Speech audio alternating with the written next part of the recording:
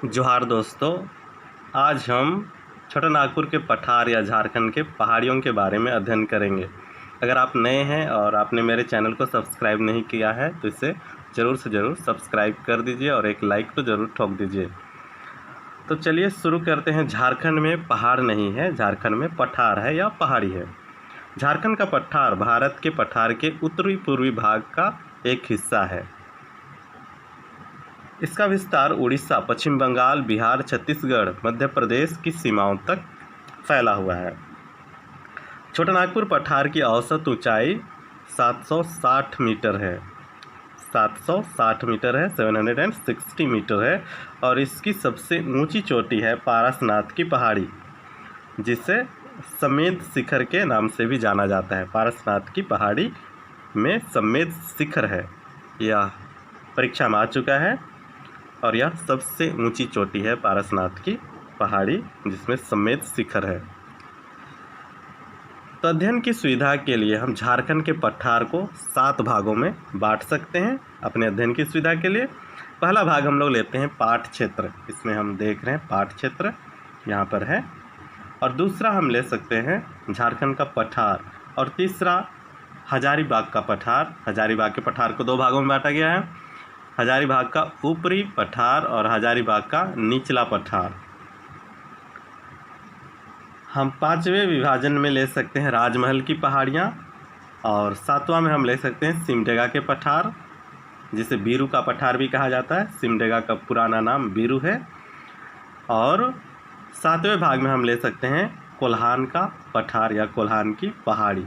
इस तरह से हमने अपने अध्ययन की सुविधा के लिए झारखंड के पठार को 7 भागों में बांट लिया है।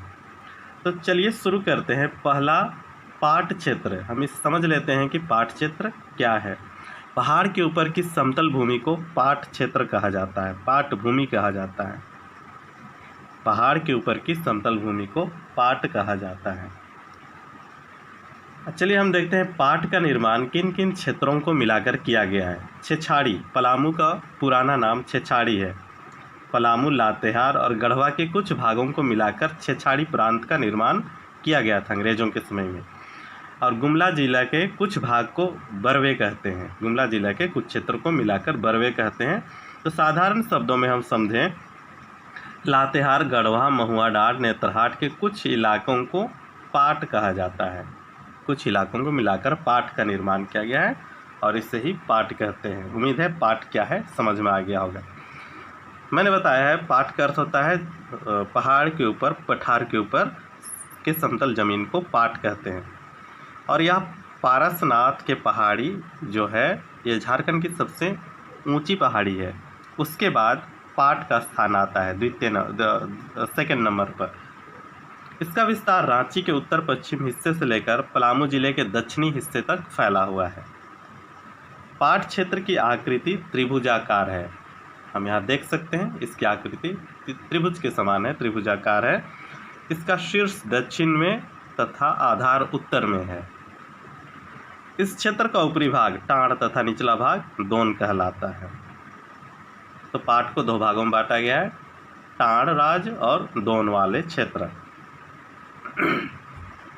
पाट क्षेत्र की समुद्र तल से औसत ऊंचाई 900 मीटर है। अगर हम इसे फीट में कन्वर्ट करें तो लगभग 3000 फीट होता है यह।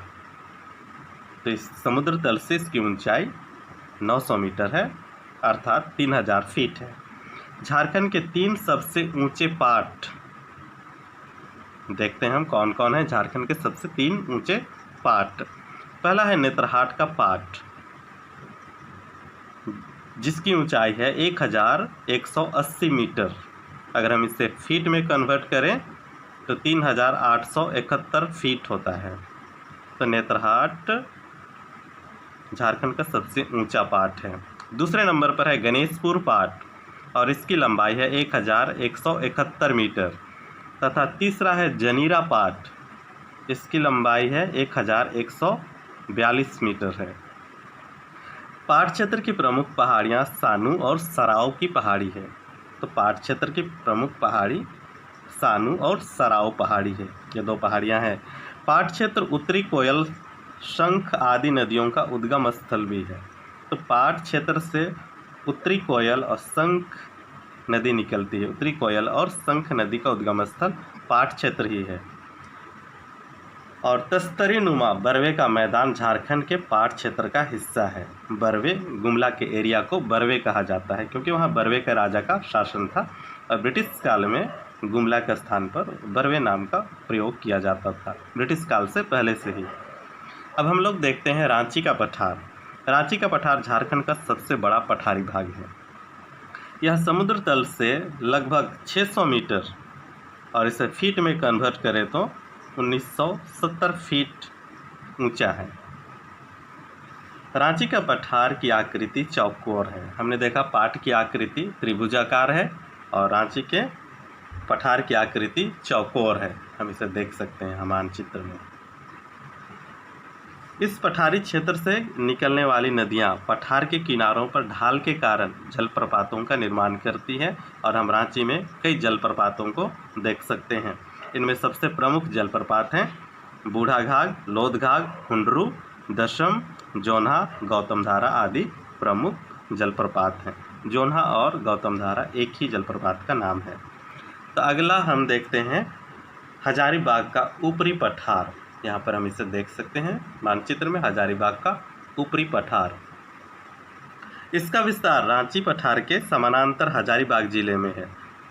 प्राचीन काल में यह पठार रांची के साथ जुड़ा हुआ था, लेकिन दामोदर घाटी नदी के कटाव के कारण यह रांची पठार से अलग हो गया। दामोदर नदी में मिट्टी के कटाव के कारण यह रांची के पठार से अलग हो गया। इस पठार का समुद्र तल से औसत ऊंचाई 600 मीटर है और इसे हम फीट में कन्वर्ट करें तो 1970 फीट होता है। तो इसका समुद्र तल से औसत ऊंचाई 600 मीटर है। अब हम देखते हैं हजारीबाग का निचला पठार। यहाँ पर हम इसे देख सकते हैं मानचित्र में, हजारीबाग का निचला पठार।